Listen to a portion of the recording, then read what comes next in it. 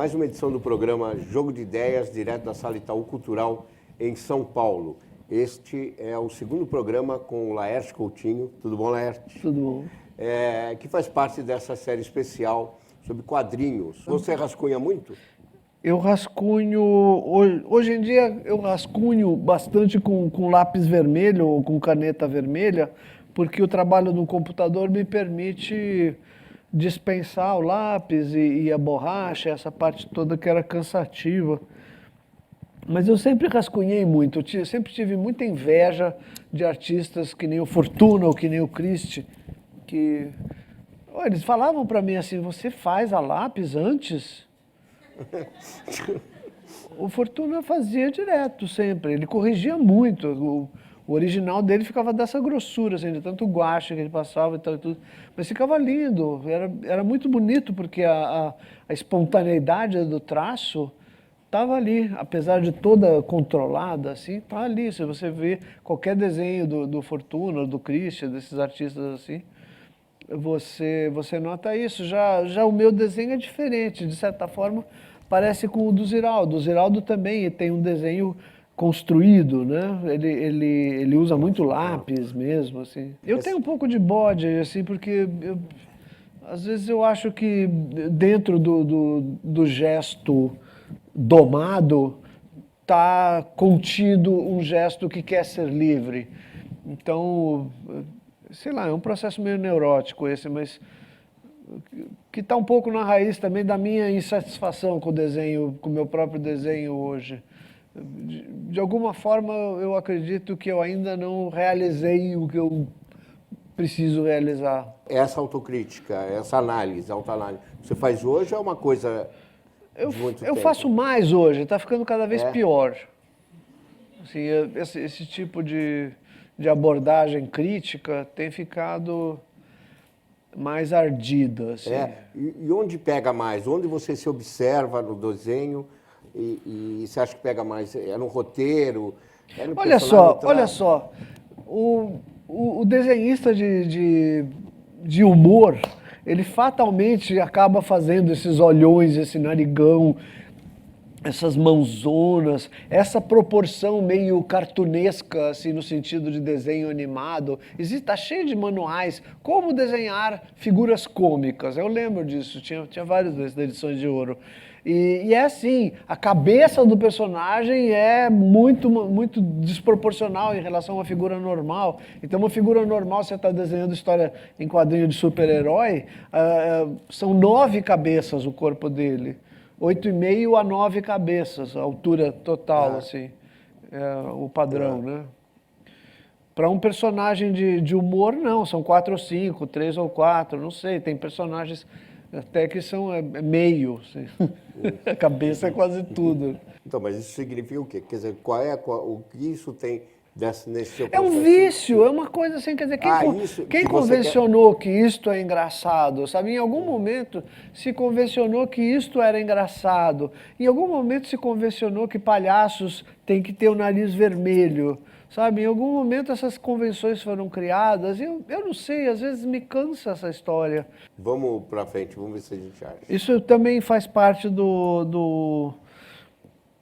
dessa época de quadrinhos de tiras, né? Foi quando as revistas em quadrinho de banca entraram em colapso, né?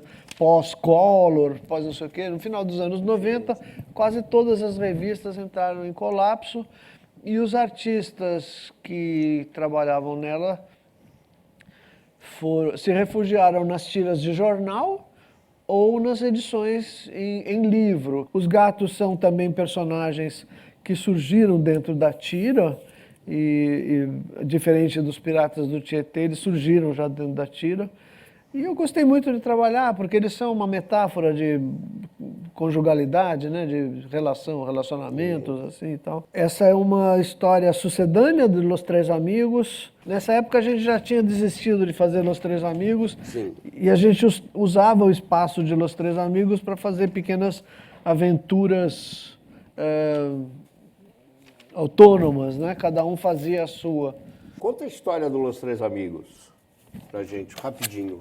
Los Três Amigos foi uma invenção do Angeli. teve essa ideia porque ele queria comemorar a nossa parceria, né? A nossa capacidade, a nossa boa química. Nossa, eu digo, Angeli, eu e o Glauco.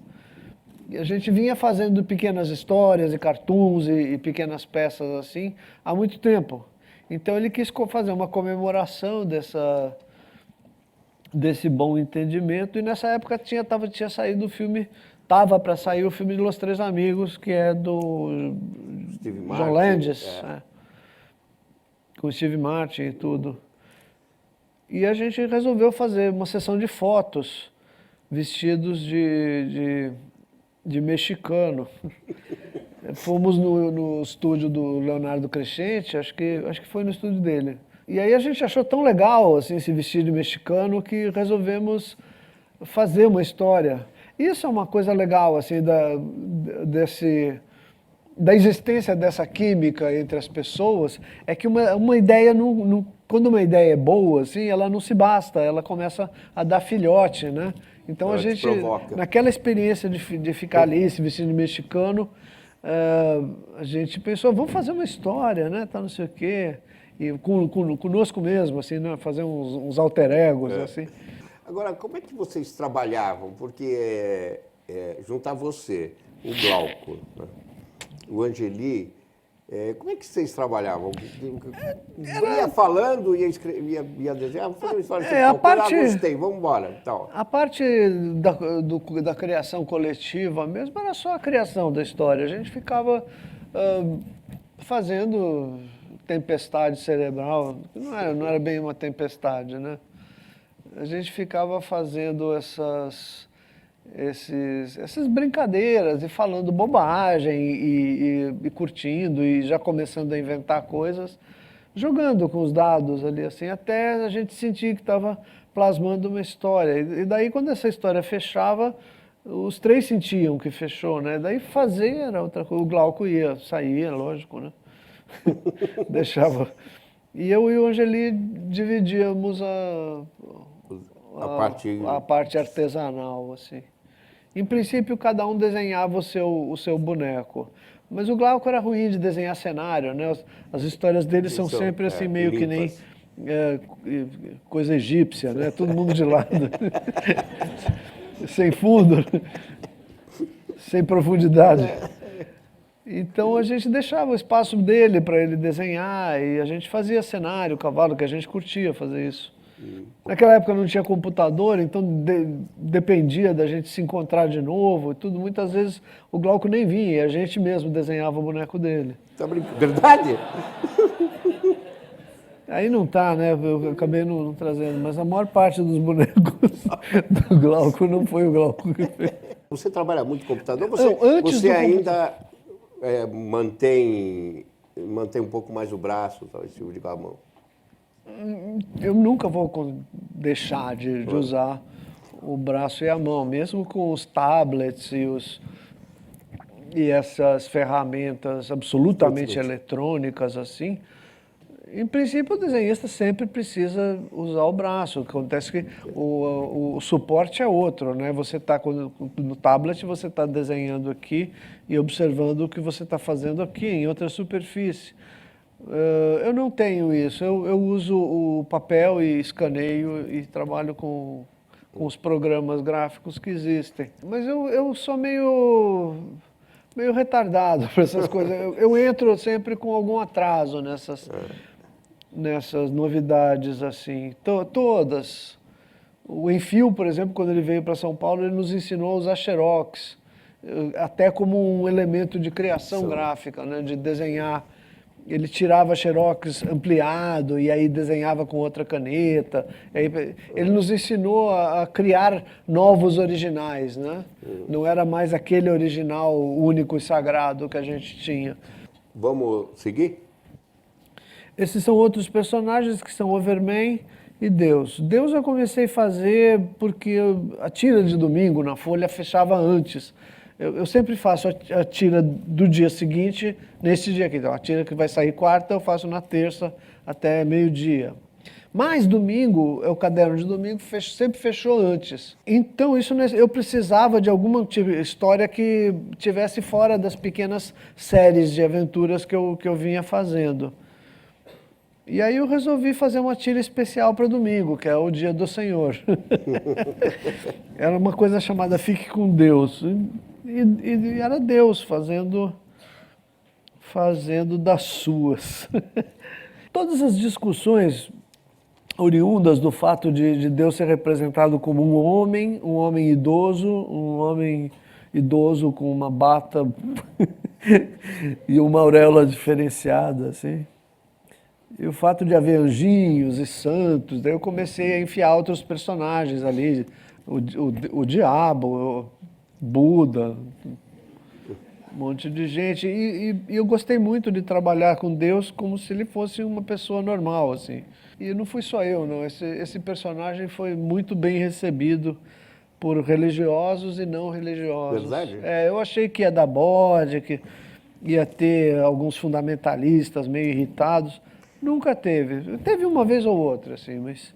Mas a maioria achava o quê? Que você achou bacana, mas eles te escreviam, ligavam para você? Sim, a maioria achava que eu tinha dado uma Humanizado em Deus.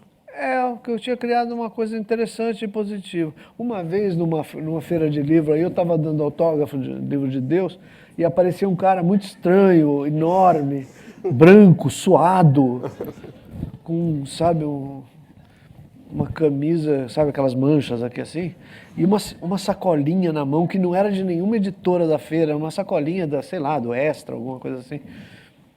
E ele falou, você sabe com o que você está mexendo? Eu falei assim, não sei, acho que eu sei, já procurando uma saída. Eu tenho uma coisa para você, enfiou a mão na bolsa, eu falei, puta que pariu. Acabou-se a minha... E era uma Bíblia. Ele me deu de presente a Bíblia dele, uma Bíblia toda manuseada e tal. Eu falei, puxa, obrigado. Mas isso é um gesto de um leitor, um gesto de carinho de um leitor. Sim. Muito forte. Sim. A próxima. Essa já faz parte das tiras em que eu não trabalho personagem, não trabalho situações de humor clássico, e eu resolvi soltar a franga nessa direção, assim, de fazer narrativas que informassem mais o leitor e menos satisfizessem. Porque quando o leitor vai para páginas de quadrinho... Incomodar mais o leitor? É preciso isso? Não é bem a palavra incomodar. A palavra que eu busco é informá-lo, mais do que satisfazê-lo. Se o leitor vai para uma página do jornal esperando uma coisa, eu gosto de trazer uma coisa diferente, sabe? Vamos para a próxima? Vamos. São exercícios de narrativa de página, assim. Trabalhar no folhetim me deu essa possibilidade de fazer narrativas de página inteira, assim, pequenas histórias, né? Vamos ver a outra? Bom, esse é o exemplo eu mantive o Hugo como um personagem com narigão e com esse jeito de fazer piada tradicional, assim.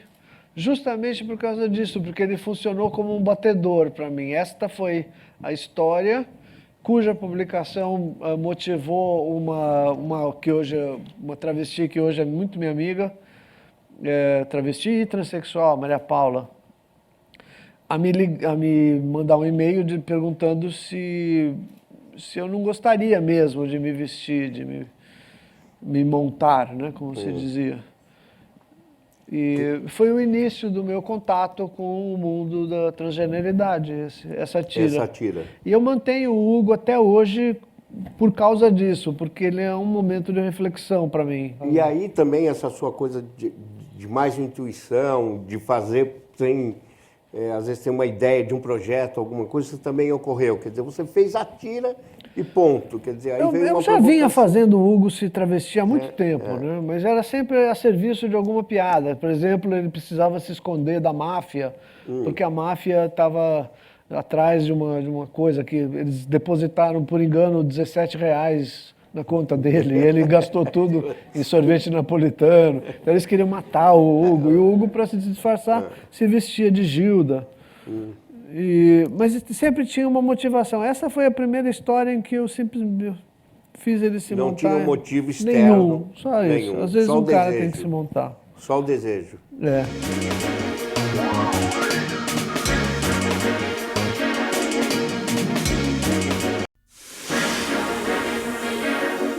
Você tem um filho que é ilustrador também, né? Que é uma pessoa que já está reconhecida, que é o Rafael. Como é que é o diálogo de quadrinista para quadrinista, de ilustrador para ilustrador com o Rafael? Para começar, que a área de trabalho dele é bem diferente da minha. Ele manteve esse pé dentro das artes plásticas, né? E dentro de uma expressão gráfica de grande elaboração, assim. A gente troca muito bem sobre tudo. Ele tem uma empresa que é a Narval Comics, e eu procuro vender coisas lá também. A gente está tentando construir assim uma editora e um núcleo de produção de histórias e objetos e Você coisas ainda tem assim. desejo de fazer revista? Tenho. Eu soltei isso no Roda Viva, comentando com a Angeli, né? Porque, de fato, a gente tem um desejo de fazer uma revista assim. Mas isso gerou uma certa ansiedade, uma certa expectativa. E não tem nada, não existe ainda um projeto pronto para ser tocado. Então, o que a gente tem feito é explorar as possibilidades. Vale a pena ainda o velho formato que a gente usava nos anos 90, de uma revista mensal, bimensal, trimestral, que fosse para a banca, naquela mesma direção, naquela mesma conformação, ou hoje os tempos são outros e permitem novas ideias ou novos formatos, revistas eletrônicas ou coisas assim. Então a gente tem vontade, sim, de ter um momento editorial em que suporte, no melhor suporte possível, né, considerando todos os fatores, custos, porque não é fácil também, né? É meio caro. A gente tem duas perguntas de público aqui. Laerte, Cristina Sano, que é designer, ela te pergunta como surgiu o Laerte Visão. Eu comecei a fazer um espaço na Folha de São Paulo aos sábados, que era um espaço quadrado, assim. Eu acabei consagrando esse espaço assim até por uma facilidade de produção. Para comentar sobre televisão. Isso era no caderno TV Folha. Quando o caderno TV Folha acabou e eu passei a publicar no sábado, eu tive a ideia de fazer uma espécie de memória, usar esse espaço como uma espécie de registro de memória e associado à televisão, porque eu e a televisão no Brasil temos idades muito parecidas. E a minha vida toda é permeada de televisão. Eu vejo televisão desde que eu entendo que vi alguma coisa na frente, entendeu? A Ana Enfermeira faz duas perguntas, porque o seu rancor com a Gazeta Mercantil e os quadrinhos de lastro, é isso? Que aparecem nas suas histórias mais recentes, são uma autocrítica ou uma crítica aos quadrinhos? Lastro? Acho que é isso que está escrito, eu não estou entendendo. A Ana está aí? Ah, aquela coisa, é lícito fazer um quadrinho. Um quadrinho. Não, aquilo foi porque eu comecei uma história e, na verdade, ela acabou antes do... Eu tinha, por uma questão de processo meu, dividido em 4 quadrinhos já, e eu fui fazendo a história e ela acabou no terceiro. Aí eu pensei nisso, assim. Mas não tem nada de autocrítica ou de crítica aos quadrinhos? Não, pois é assim, vou fazer metalinguagem, né? Então, quando a história termina antes do último quadrinho, é lícito o uso de um quadrinho de contrapé, que eu chamei. Quadrinho de contrapé. Depois eu gostei dessa ideia de quadrinhos diferenciados, assim, fora da narrativa. Eu botei um quadrinho de contrapé no início, depois eu usei um quadrinho de lastro, depois eu usei um quadrinho de forceps, quando a história não quer andar, né? Você usa o quadrinho... É brincadeira, curtições metalinguísticas. E da Gazeta? Você perguntou por que eu tenho bode da Gazeta? Era muito ruim trabalhar lá, muito ruim. Eles me pediam para fazer charge, eles chamavam de charge aquilo. Não é charge. que era uma ilustração humorística de assuntos de economia. Eu não entendo nada de economia, eu tinha que sair pela redação mendigando informação. O que é commodity, Celso? Eu ia nas editorias. Mas você passou 10 anos assim. Assim. Mas é uma tortura. Para as pessoas, para quem eu ia perguntar também. Cara, o que está acontecendo com esse negócio do Banco Central? Mas, de novo, eu já te expliquei, a mesma coisa que estava na semana passada. Eu esqueci. O Ricardo advogado faz 2 perguntas, eu vou colocar uma apenas, porque a gente tem mais perguntas. Se você pode comentar um pouco sobre o cross-dressing. Bom, para começar, a palavra crossdressing me dá um certo bode. Que eu prefiro falar travestimento, transgeneridade, que são coisas mais definem melhor. Crossdressing é uma palavra que vem da experiência americana, de homens heterossexuais americanos que faziam questão de frisarem que eram heterossexuais, mas que gostavam de usar roupas femininas. E fizeram, então, essa coisa para se distinguir também dos transvestites e de todas as outras formas de travestimento. Quando a coisa veio para o Brasil, ela veio um pouco com essa cara, mas a complexidade da cultura brasileira logo povoou as associações de crossdressing de todas as orientações sexuais que existem na sociedade mesmo. Lá tem heterossexuais, homossexuais, bissexuais e assexuais, tem tudo.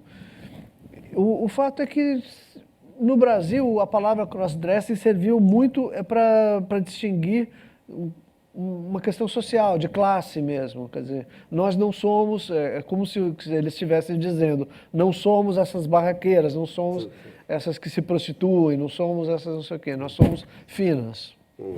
Então, para mim isso é uma babaquice, para mim é uma coisa que eu não quero partilhar.